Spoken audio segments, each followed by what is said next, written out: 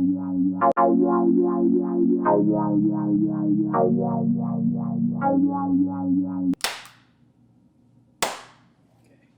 get a good one in there. No, you're fine.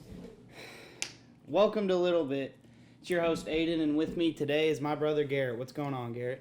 Hey, not much. Glad to be a part of the podcast. Glad to have you here. We gotta give Garrett a shout out for the microphone, the stand, Summer a shout out for the headphones, my parents for the camera, and Maddie for helping out with this as well.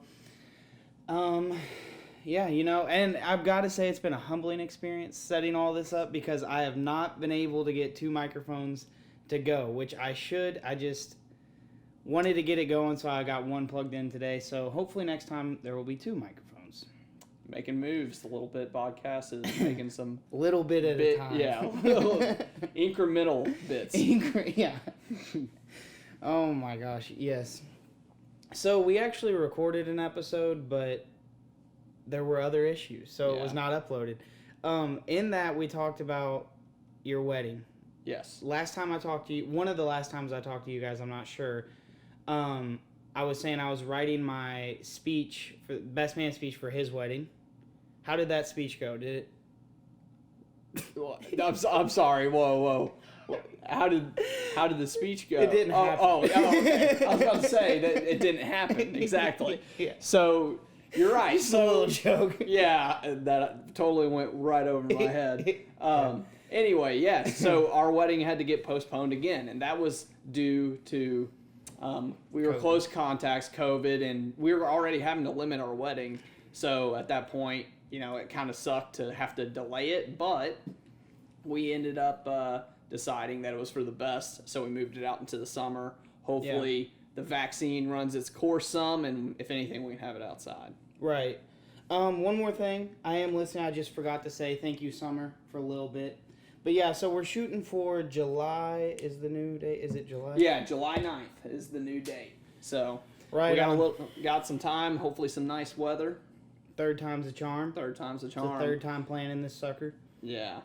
Yeah. The Which is insane. It is insane. It's it's crazy you to think, even say. The thing is, you think that when it's happening, you're like, you think you're the only one that this is happening to, but there's tons of people that's been affected by this, and we've read stories of people that have had postponed their wedding more times than we have. So it's like you just got to remember that you're not the only one going through it. So I can't imagine more than 3 times. I know. I think at that point you're just scheduling them too close back to back. So anyway, we did the same thing, but Kind of. There was a little weird window where it almost could have worked. It seems like with you guys. Yeah, there was. But summer, it stopped. Yeah, at the end of the summer, it was like things seemed like they were getting back to normal, and I was like, oh, Almost. great. But I guess if we all would have been listening to the scientists, that we probably would have known that there was going to be another big surge. So anyway, So Finn's barking. I don't know if you can hear him. Speaking of dogs, I was literally about to say this anyway. The second time you guys had to tell everybody that it was being postponed. About 2 hours, I'd say, after you texted me that, you told me you were buying a dog. Yeah. So Just that a little was bit of kind impulse. of I don't Great know how to decision. explain. It was absolutely a great decision. Behind it. You and Maddie love that dog. Absolutely. Her name's Sophie. That was kind of a spur of the moment kind of thing. We were thinking about getting a dog. You guys have been talking about a dog. Yes, we have been talking about getting one. However, it had never been decided, and we were kind of like thinking, well, we're about to get married. We're going to have, we're going to have a bunch of stuff that we're going to be doing. We're going to want to go on our honeymoon at some point, so it's not a good time to get a dog. Well, that all goes out the window. Yeah, so you got a little while. We were also quarantined, so it was like, well, let's get this puppy and, potty train it and everything. And yeah, Sophie, she's a pistol. She's a great dog, though. I drove through Garrett's neighborhood yesterday, and you were walking, Soph, and when she saw me and realized she couldn't get to me, she started becoming vocal. Yeah, she's a very vocal dog. She is someone that growls. groans, growls. Yeah, groans. Yeah, she'll do like kind of a sound. She'll do that if she's frustrated. Yeah, so, she does. But she's a good dog. She's smart. We got her potty trained for the most part. So that's great. Yeah.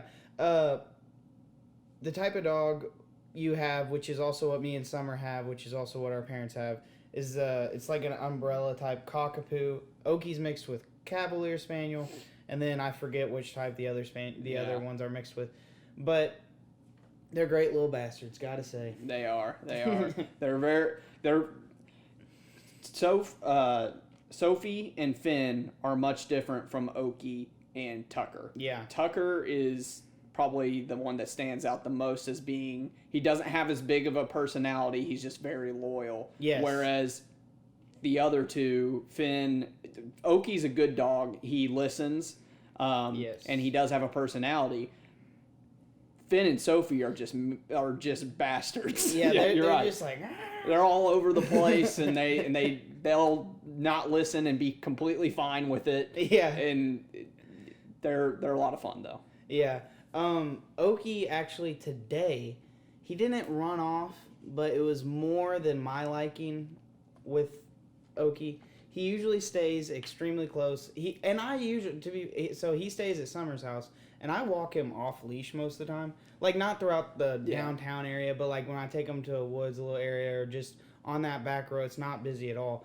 And but today there were people walking dogs on leash, and Oki kind of went after him a little bit.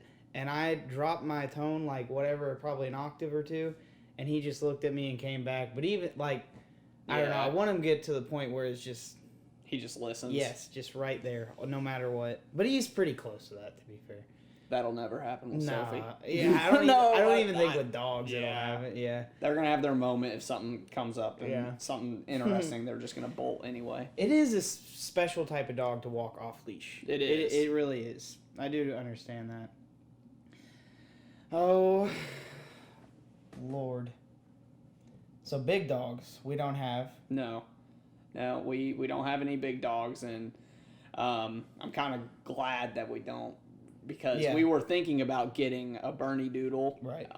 However, that our house isn't the biggest house, and our yard isn't the biggest yard, so that dog would be absolutely just running around destroying the house just because we don't have a lot of space, and then the yard would be filled with just giant poop, which is already filled with small poops, and I already step in it constantly. So I have before as well.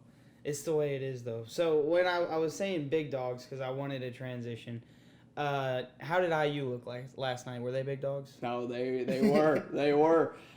Indiana basketball is the most frustrating thing. Got your IU shirt on. I got my IU shirt on. Mm-hmm. The most frustrating thing in my life probably is Indiana basketball, because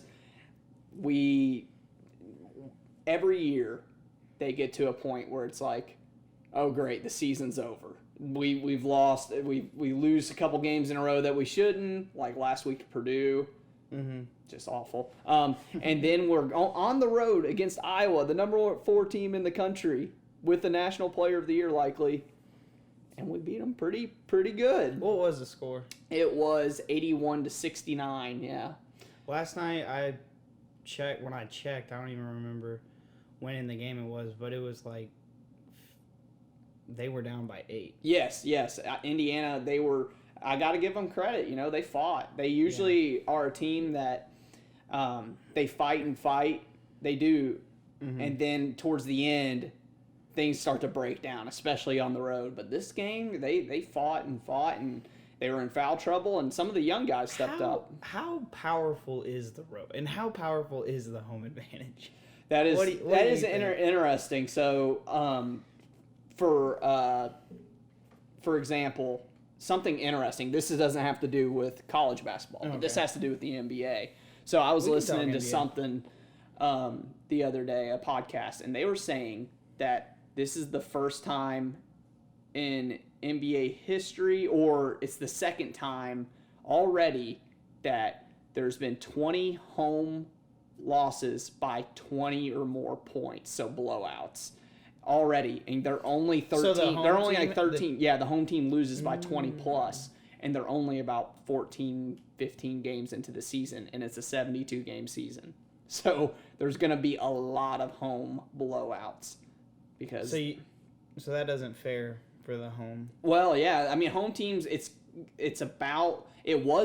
actually home records were below 500 for part of the season. Now I think it's back up to 500, but it really puts it in perspective. Like you're not really getting the home court advantage. Do you think, relating it to what's going on now in the world with COVID, do you think it's because of the lack of people there? I do. I think that. Okay, so maybe there still is something to the home court advantage. Especially for good teams that get a feed off the crowd, that kind of thing. Sorry, making sure we're rolling. So, but that makes sense because it's almost like it's not even your own home court at that point.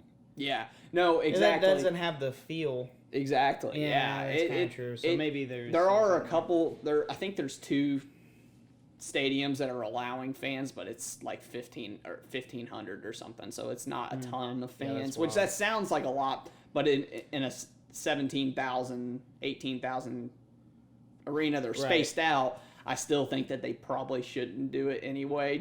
Let's just get this vaccine rolling. That way, hopefully. For the NBA, that it's the losing the ticket sales isn't as sad. I have a game I'm gonna do tonight at the local radio station. I produce those shows, and it was kind of sad because they were talking about the loss of revenue for the public schools. So, for example, one of the games that was last week, that gymnasium, I forgot the number, 1,100 to 1,500 people is what they could have sold. And they actually have a kid who's going D1 for one of those teams. And so they were saying, imagine if they would have sold 1,000 tickets at 5 o'clock. That's 5,000. I'm not saying like that we should do that. It's just like that's the other side of it. It's not. I don't feel as bad for the NBA. To be honest, but like for like public schools. And stuff, really, it's exactly the NBA. They're losing money. It's gonna be a bad year. They need to do what's safest, but they have to do what's safest. It's sad for the public schools and the colleges. A lot of people don't forget people forget about the colleges as far as the reason that how much money they make off of ticket sales. The reason that they push through and are doing college basketball and especially college football. You know what happens if they don't have a college football season is all the sports that don't make a lot them start to disappear. Like because they don't get the funding, so you're talking because it comes from you're losing. Some schools have like field hockey, lacrosse, rugby. I don't know, volleyball might be able to still hang in there, but like the main money source is football. So that's why a lot of those conferences pushed through and had football seasons because they needed to make money. Well, the football is so much fun. Like, okay, when I would go to a college football game, wherever school, you do watch some of the game, but just the experience of that, like the tailgate and then going to and as a student or not, like whether you're with other students or whatever, that is wild. Yeah, that is really an experience. And then beyond ticket sales, like just the amount of revenue lost through like not every school sells beer.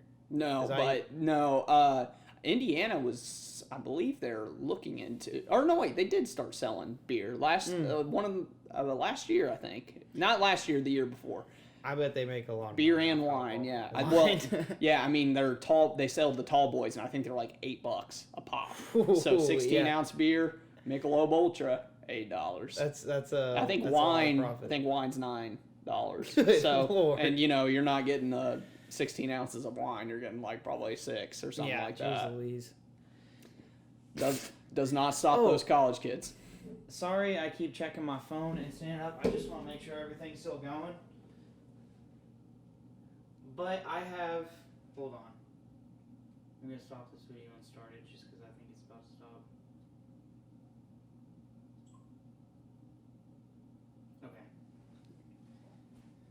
Okay. So... I'll get another one. So, I have a question. Like I said, we did a podcast that I wasn't able to upload because of different issues. But 2023 is when the high school kids can go in. Oh, to the NBA, yeah. I believe it's 2023. It's somewhere along those lines is when they're looking to do that. That's correct. Yeah. Is his name Bronny? Bronny James, yeah. I've been watching him. Watching some highlights. Jeez Louise. Yeah, he's got some bounce. He was as a freshman. He as a freshman, I believe, tied whatever school record or wherever he was playing for. He had like 70 points in a game or something like that. Well, are you Googling it? Well, I'm actually looking up. Let me give it a Google because I want to make sure I got that right. Well, and the crazy thing is, he's really fantastic. But however, like, he is number 30 in his own class. What? Yeah, ranked number 30. So you would think people are hyping him, and rightfully they should be. I mean, he's LeBron James' son. He's going to get a lot of looks because of that. And he's doing great. To be number 30 in the country is an extraordinary accomplishment. But it just shows that, like, there's a lot of good players in his class. And so, like, for him to come out of come out of high school, he's going to have to be really, really That good. is going to be a lot to live, especially with that being his dad, I'm sure. I mean, that's the conversation all over the country, I'm sure. World even. But who was number one recently? Zion? Was he number one? Well, that was the year before. Yes. So yeah, he not this last draft, but the draft beforehand. Yes. So how is that comparing now? Zion, how's he faring? Yeah. He's doing good. His first game he came in and he hit like 4 threes, and since then he's made 2 in 30 games. So he isn't like 35 games. Is so he a 3? No, he does not. He does not shoot many, but he needs to, because he needs to eventually get there so he can open up the floor. That way he can drive well. But he is. Yeah. I mean, as far as watching an athlete bully someone to the rim, He's jacked. Yeah. and he's huge, and he can move anyone in the league pretty much. And he's only like, what, 20 probably. Yeah, no, he's probably about there. Which is bonkers. I wonder though, so like, did he come into the league pretty big? Yes, he did. The thing is, he still probably needs to slim down. You don't want to lose all that muscle, but the big worry is he's so athletic that, and when you're carrying around that much weight, throwing it around, it's like you're gonna hurt yourself. Yeah. So. But he is incredible to watch. He really is. Do you think he could have made it first year? Oh, you mean like if out of high school? Yeah. Oh, for sure. He would have been drafted probably. I think he was actually number 3 in his class, but just based on the athleticism probably alone, the athleticism and how he was able to move around anyone, he probably would have came out of high school. Okay. So who are your NBA teams? Well, my NBA team is the Orlando Magic, which is just it's terrible. It started off because I am, like I said, an Indiana fan, right. Tortured Indiana fan, and a tortured Orlando Magic fan. Victor Oladipo was my favorite Indiana player, and he ended up getting drafted by the Orlando Magic, so I followed them. Orlando trades Victor, which was one of the worst decisions they've made in the last 6 years. But I stuck with them because I liked some of their pieces and everything, and now I'm getting tortured by injuries, getting tortured by just being mediocre. So you're a tortured soul in the sports world. Yes. And then I'd say my other teams are, I follow a lot of teams. Really at that point after that I follow players. So that's the I wanted to trick you into saying that you're a Lakers fan. Yeah. But yeah, it's more so that you're a LeBron fan. Yes. Yeah. And that's how, and the thing is, that is how really that's what I was well, that's how the new generation is really more about following fans instead of teams, which I kind of dislike because I still like to have like the team players aspects. Instead of teams. Yeah. Like if you ask any young kid coming up, I'd say anyone under 20 at this point. Mm-hmm. You ask them who their favorite team is, they're probably going to tell you who their favorite player is. And interesting. So, you got James Harden fans, you got Kevin Durant fans, you got LeBron fans. Do you think James Harden actually lost 50 pounds in like 3 days? Have you been seeing that meme going around? I don't know how he fluctuates so much weight, but that man is just, I don't know how you do that because I don't know if it's just the camera. It can't be just the camera though because it's crazy. You know what I don't get is how people... I've heard, like, he's not the most dominant, and he will like go with other players to like help the team, like not necessarily be beta, but not necessarily be the dominant force on the court. I don't understand how you can even say that when the guy. How big was his contract? Like, I mean, I guess you. I mean, yes, I get what you're saying. He's not like extremely dominant on the court, but like, you're a dominant force. He is to get that much money. Like, you've got to be. He is dominant. So in his past with Houston, he has been the number one option, and he made the move he didn't make the move. He got traded to the Nets, and now he's in a situation where he is maybe not the most. I mean, he's not the best player on that team. I'll go ahead and tell you that right now. I get that. It's Kevin Durant, but yes, you're saying for the money he's making. Yeah, he's making extreme money. Yes, he at one point he had the largest contract. But anyway, you're right. So now... Yeah, it was. That's what I thought. But who broke it? Did somebody break it? I think the biggest NBA contract recently just got broken in terms of money per year. Rudy Gobert, who is a center he's from France, and he's a great defensive player, but he averages like 13 points and 10 rebounds. But he got paid for his defense. So I think it was like defense, 4 you can years. Get rebounds on defense. Well, yeah. But he's like, in terms of he limits players' field goal percentage. I think it's like 205 million over 4 years or something. But that's okay. That's still less than Harden amount wise. But was it more years? Total amount wise. Yeah, Harden's was more years. Yeah, because he was like damn near $250 million. Like, it was a ton of money. I think so. I get it, and I get that the things can be separate. I feel like that narrative's going around a little bit about him, which I think is weird. The largest NBA contract. So James Harden was $228 million over 6 years. Oh, okay. Well, that is a difference. And of course, there's like player options and stuff like that in there. However, I'm trying to see. Let me see here. I want to see where that the one that I was telling you about. Rudy Gobert. Oh yeah. And I can't find it. It'll take a second. Anyway, yeah, he's more got paid for his defense. It was that he is a dominant defender, and the big reason he got paid, this cannot be overlooked. He's on the Utah Jazz. He's on a small market team. Small market teams don't really have a choice. If they want to keep their stars, they have to pay them big, big, big money.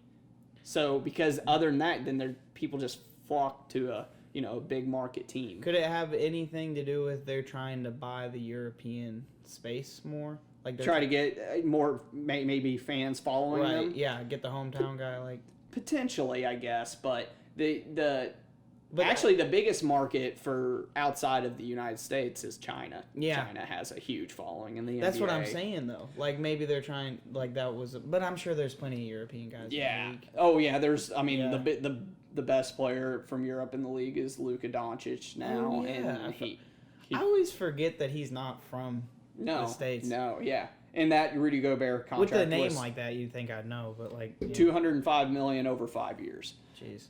Anyway, but yeah, Luka. There's some really great players, European players in the league. Luka.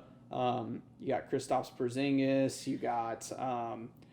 Nikola Jokic actually might be the best player in the league. Actually, I take that back. It's either Nikola Jokic or most dominant player. Yes, okay. He's an MVP candidate right now. Giannis Antetokounmpo. Wow, I'm totally messing up here. Giannis is probably the best. Do you have any young guys you've been like thinking who are on the come up? Any players I like that are on the come up? How do you feel about Tyler Hero?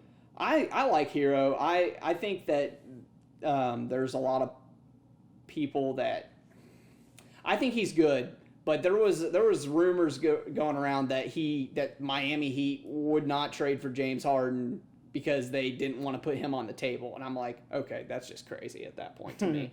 But anyway, yeah, I like Hero. I think he's got some swagger. Yeah, that's okay. I was gonna say he's got a lot that comes with him. I watch some basketball. Mainly when I watch basketball, it's with you or like one of our other friends. But what I was gonna say about him, like beyond the basketball skills, he brings a lot. Like he's big. I know a lot of those guys are big on social media, but he's huge. And his girlfriend's has like 8 million followers. Yeah, yeah. So I mean, that's a lot like if you combine both of those, like that's valuable to a team. Yeah, absolutely. Yeah, no, and he's like you said, he's got a big following and everything, and he's already in pop culture. Like, yes, he is. He's being referenced. Absolutely. Jack Harlow had a song named Tyler Hero, and he was in the music video, like a big part of it. But yeah, no, yeah, he's good. I like. There's a lot of players that I like that are on the come up, but I would say that probably. Which he's not on the come up, but my favorite young players, Luka. He's incredible to watch, so probably him. I like, of course, some of the Orlando Magic's young pieces, but they keep getting hurt, so it doesn't matter. Yeah, all right, I have one more question for you. Sure. Well, actually, it's a two-parter. How do you feel about FanDuel? So I actually have DraftKings. DraftKings. Okay. But you like the online betting? Yeah, it's fun. It can kind of make games more interesting and stuff. I don't bet a ton, but occasionally I get on there and I'll throw on a couple bets on something. Are you one of those people that don't bet against your team, or you do, or does it matter? I usually don't. It's situational usually. I don't usually bet against my team. I usually don't bet Indiana basketball at all because I know it just makes me so mad. But I do bet Indiana football, and I actually made some money this year. Not a lot. I mean, we're talking probably we're talking over the course of a whole season. I throw like $20 on each bet, and I probably made over $100 something on it. Yeah, it's just for fun, right? Yeah. So. I took one bet on one of those things that you told me about, and it was because it was a promo. Yeah. And I bet the max, and I won because I bet the over, and it said 54 points for a college game, or 56 or something like that. Total points. Yes, not even for one team, total points. Yeah. And we Googled it, and the lowest in NCAA history was 54. Yeah, so it was it was not going to happen. Right. It was something. I can't remember what the over-under was, but it was something crazy. It was something crazy. And, so occasionally DraftKings, FanDuel, they'll do those promotions to try to get people to put more money in their accounts.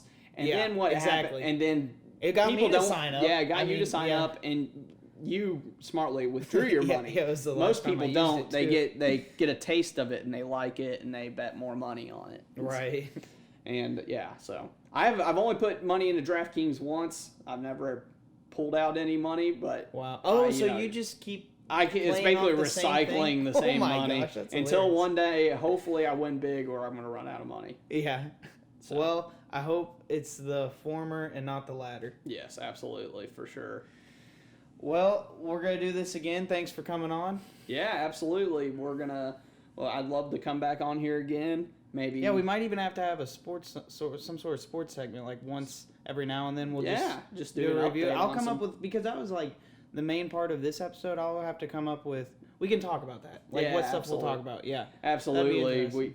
We ought to do that. And if you want to talk about football, we could always grab someone else. I mean, I watch football, but I don't watch it like someone like probably Trevor does or something like that. Oh, Trevor, you're gonna love hearing that. You're awesome, dude, Trevor. You're Mr. Awesome. Hey, you're fine. All right, well, thanks. Thanks for having me on.